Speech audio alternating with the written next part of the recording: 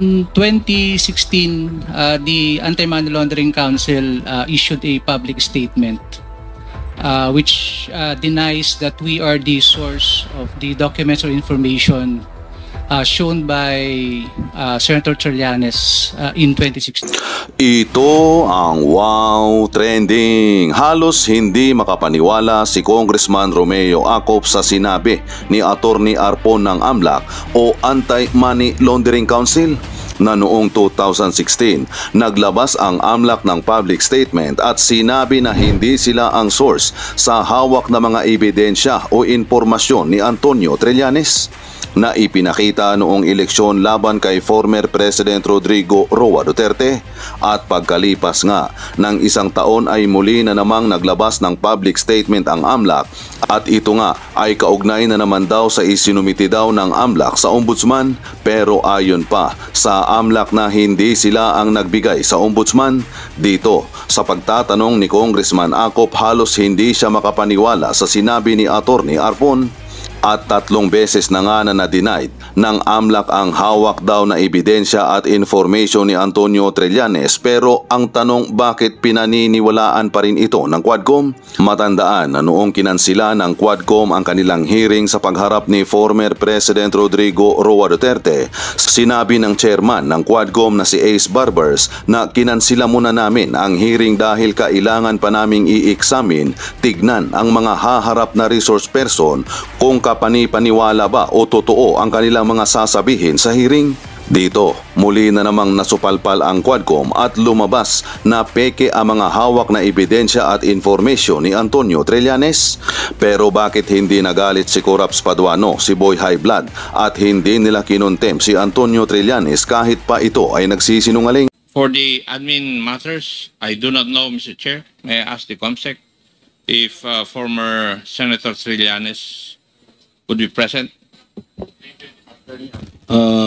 Sir, we invited Senator Trillanes but he has not presented himself yet. Okay. Kasi may mga requirement po tayo sa kanya. Now, the AMLAC, is the office represented in today's hearing? Yes, sir. He is, AMLAC is represented, sir. Yeah. May I know where the representative of AMLC is located? AMLAC?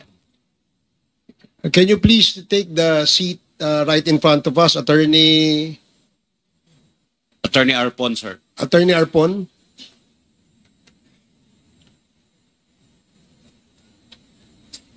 Sige po, wag po kayong mahiya. Nakareserba po yan para sa inyo.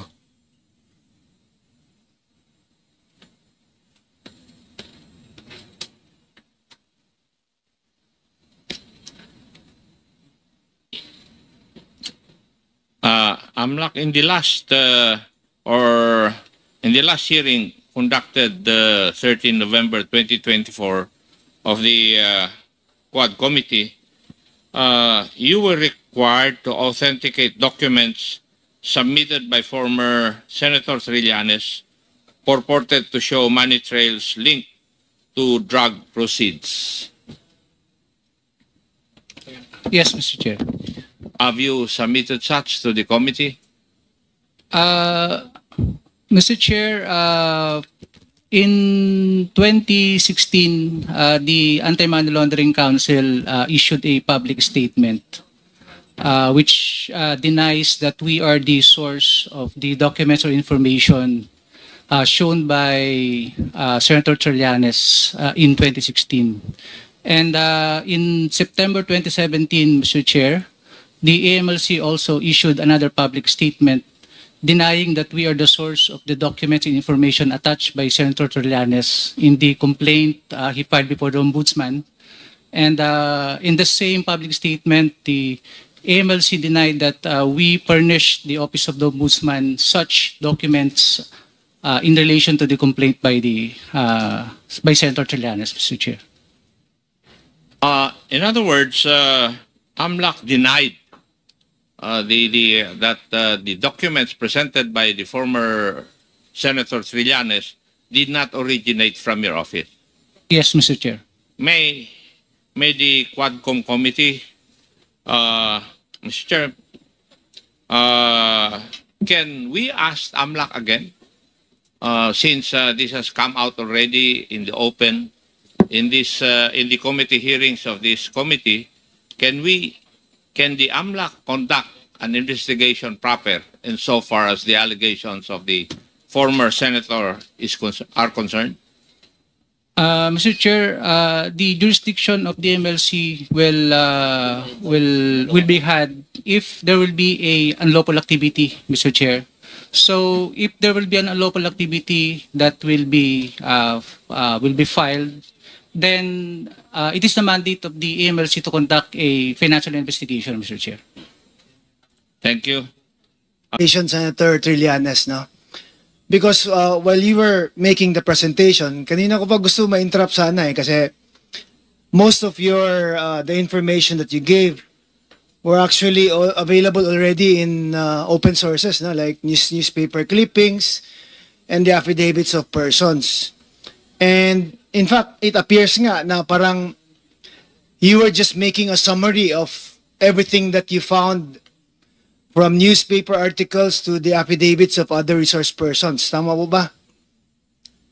Yes, Mr. Chairman. And the difficulty kasi in asking you questions about it is that because your statements are going to be based on either an article or the affidavit of another person. And the rule supposedly is that it's best to ask the person who executed the affidavit or the person who made the news article, di ba? Kasi parang maging double hearsay na tuloy yung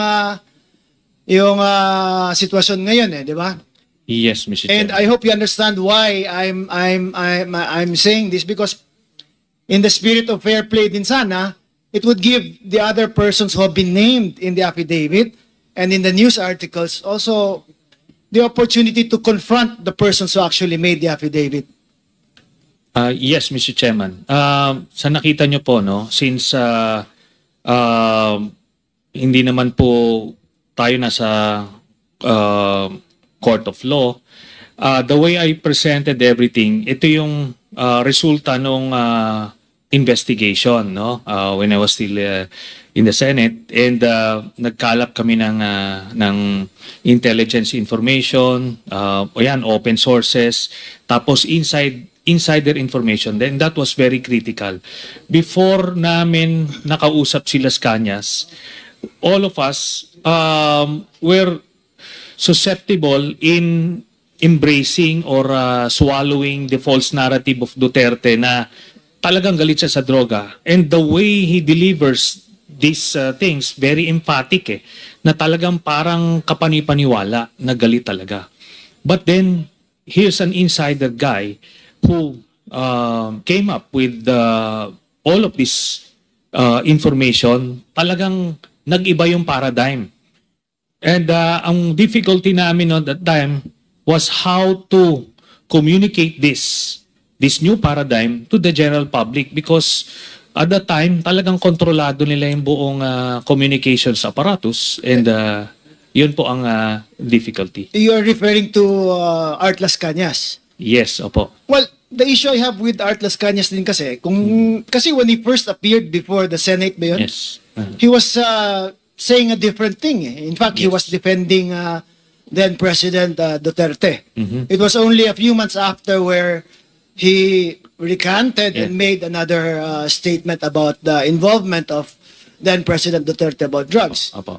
And every time kasi we present a witness na parang says something and then does another thing, Yeah. medyo kami din ang natatamaan dyan di ba? Kasi it's parang coming from a tainted source. That's why I hope you understand my sentiments po, because I always want to protect also the integrity of this committee. That's why I'm bringing these issues up, no? Kasi while I was listening to you kanina, it's either Art Las Cañas, Asierto, or the other newspaper articles ang basis ng ano. I was really hoping that you could have given us more concrete siguro evidence po on what actually to support the allegations made by Las Cañas. Okay, I totally agree, no? Especially coming from lawyers, very strict yung discipline nila about witnesses recanting. But as ano po no, as a non-lawyer, in my case, when I was still a cadet, I was the chairman of this honor committee.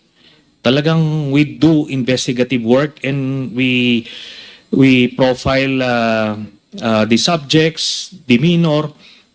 So, na-acquire ito. When I was in the Navy, as an investigation officer, nakikita mo you'll be able to know whether somebody is lying and somebody is telling the truth. No? Pwedeng matest po yan in so many ways, mabibet. Pero po yung paglalay at the first instance, depende po sa circumstances. When they are fearful of their own lives, it is totally understandable. At pero dito po ang nangyari sa kanya, talagang he risked everything Kumbaga hindi ako makapaniwala nung unang sinabing babaliktad si Las Cañas because doon sa first appearance niya sa Senate, talagang matindi talaga, hardcore siya. Pero, kaya binet muna namin.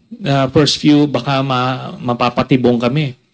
Pero yun na Talagang parang ayaw niya na. He doesn't want to be burdened by all of these people he killed. So, yun na. He was out for redemption.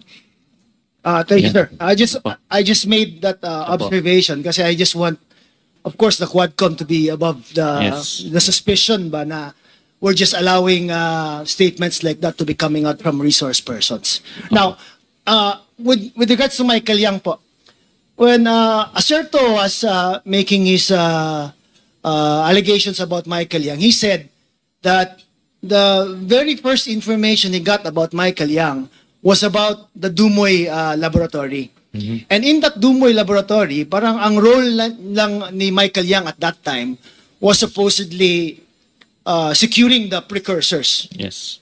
Pero meaning he's not really involved in the manufacturing of drugs, but securing resources that are needed to manufacture these things. Parang negosyante lang na may pinagkakakitaan. Tama po ba?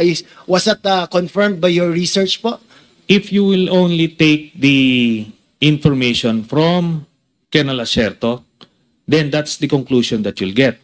But in our case, nakuha na namin yung initially yung bank documents, Mr. Chairman, nandoon na yung Sami Uy. Nung lumabas yun,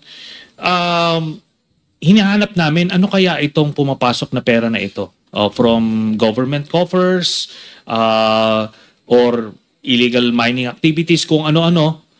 But eventually, nung si Las Cañas pumasok, and we got him around January of 2017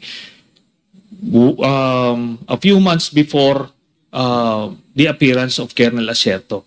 So by then, nakita na namin from the new paradigm itong mga information na to. Kaya nag-fit ho siya dun sa buong narrative.